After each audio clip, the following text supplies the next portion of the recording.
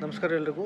ಆ, ಇವತ್ತು ನಮ್ಮ ಶೆಫ್ ಚಿದಂಬರ ಚಿತ್ರದ ತುಣುಕನ್ನು ಟ್ರೇಲರ್ನ ಬಿಡುಗಡೆ ಮಾಡಿದ್ರು. ಇವತ್ತು ನಮ್ಮ ಜೊತೆ ರಮೇಶ್ ಅರವಿಂದ್ ಸರ್ ಅವರು ಬಂದರು, ಅವರೇ ಬಿಡುಗಡೆ ಮಾಡಿಕೊಟ್ರು. ಈ ಚಿತ್ರದ ಬಗ್ಗೆ ಹೇಳೋದಾದರೆ, ಈ ಥರದ ಒಂದು ಪ್ರಯತ್ನ, ಈ ಥರದ ಒಂದು ಪ್ರಯೋಗ ನಮ್ಮ ಕನ್ನಡದಲ್ಲಿ, ನಮ್ಮ ಚಿತ್ರರಂಗದಲ್ಲಿ ತುಂಬ ವಿಭಿನ್ನ, ತುಂಬ ವಿಶಿಷ್ಟ ಅಂತ ಹೇಳಬಲ್ಲೆ ನಾನು. ಈ ಥರದ ಪ್ರಯತ್ನ ನಮ್ಮ ಕನ್ನಡದಲ್ಲಂತೂ ಬಹುಶಃ ನಾನು ಅಂದ್ಕೊಂಡಿರೋ ಹಾಗೆ ಅದು ಆಗಿಲ್ಲ. ಹಾಗಾಗಿ ಈ ಒಂದು ಪ್ರಯತ್ನಕ್ಕೆ ತಮ್ಮೆಲ್ಲರ ಹಾರೈಕೆ, ಆಶೀರ್ವಾದ ಇರಲಿ ಅಂತ ನಾನು ಆಶಿಸ್ತೀನಿ.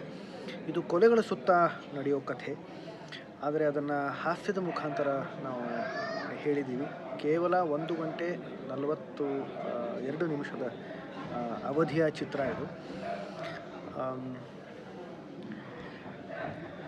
ನಮಗೆ ತುಂಬ ಜನ ಸಹಕರಿಸಿದ್ದಾರೆ. ಮೊಟ್ಟ ಮೊದಲನೇದಾಗಿ ನಾನು ಧನ್ಯವಾದಗಳನ್ನು ಹೇಳಬೇಕು ಅಂತಂದರೆ, ನಾನು ಅಪ್ಪ ಅವ್ರನ್ನ, ಸಾಹಸಸಿಂಹ ಡಾಕ್ಟರ್ ವಿಷ್ಣುವರ್ಧನ್ ಅವರ ಸ್ಮಾರಕಕ್ಕೆ ಹೋಗಿ ನಾವು ಅವರ ಪುತ್ಥಳಿ ಮುಂದೆ ನಿಂತು ನಮ್ಮ ಸ್ಕ್ರಿಪ್ಟ್ ಪೂಜೆಯನ್ನು ನಾವು ಮಾಡಿದ್ವಿ.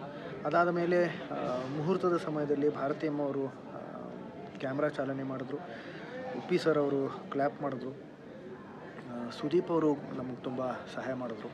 ಅವರು ಅದರ ಒಂದು ತುಣುಕನ್ನು ನೋಡಿ, ನಮ್ಮ ಶೆಫ್ ಚಿದಂಬರ ಚಿತ್ರದ ತುಣುಕನ್ನು ನೋಡಿ, ಜೊತೆಗೆ ಪೋಸ್ಟರ್ ರಿಲೀಸ್ಗೋಸ್ಕರ ನಾವು ಅವ್ರ ಹತ್ರ ಹೋದಾಗ ಅವರು ಅದನ್ನು ನೋಡಿ ತುಂಬ ಇಷ್ಟಪಟ್ಟು ಅವರಾಗೆ ಖುದ್ದಾಗಿ KRG ಅವರಿಗೆ ಕರೆ ಮಾಡಿ ಇದನ್ನು ನೀವು ವಿತರಿಸಲೇಬೇಕು ಅಂತ ಹೇಳಿದ್ರು.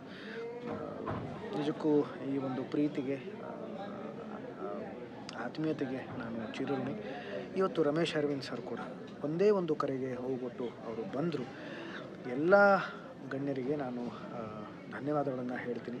ಹಾಗೆ ನಮ್ಮ ಇಡೀ ಚಿತ್ರತಂಡ, ನನ್ನ ಸಹಕಲಾವಿದರು, ನಮ್ಮ ಇಬ್ಬರು ನಾಯಕಿಯರು ನಿಧಿ ಸುಬ್ಬಯ್ಯ ಅವರು ಮತ್ತು ರೇಚಲ್ ಡೇವಿಡ್ ಅವರು, ಹಾಗೆ ಎಲ್ಲ ಸಹಕಲಾವಿದರು, ಎಲ್ಲ ತಾಂತ್ರಿಕ ವರ್ಗ, ನಮ್ಮ ನಿರ್ದೇಶಕರು ಆನಂದರಾಜ್ ಸರ್, ಅವರೇ ಬರಹಗಾರರು ಕೂಡ, ಅವರೇ ಕಥೆಯನ್ನು ಬರೆದಿದ್ದಾರೆ, ಹಾಗೂ ನಮ್ಮ ನಿರ್ಮಾಪಕಿ ರೂಪಾ ಮೇಡಮ್, ಎಲ್ಲರ ಸಹಕಾರದಿಂದ ಈ ಒಂದು ಚಿತ್ರ ಆಗಿದೆ.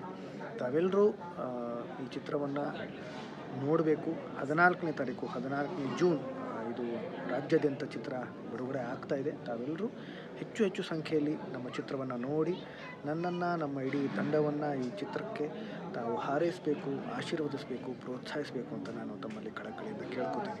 ಧನ್ಯವಾದ.